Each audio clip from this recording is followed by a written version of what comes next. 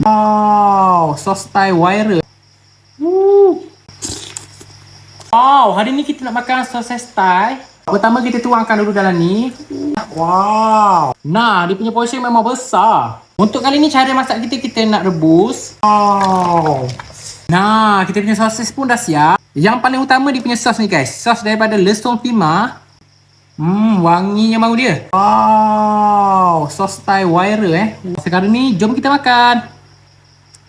Wow, sedapnya sos dia. Ni dia punya best. Yang nak. Cheese panas. Wow, berisi tom yum pun ada. Ais pulut dengan sos Thai. Wow, memang mantap guys. Kalau korang berminat boleh tekan bit kuning. Let's go.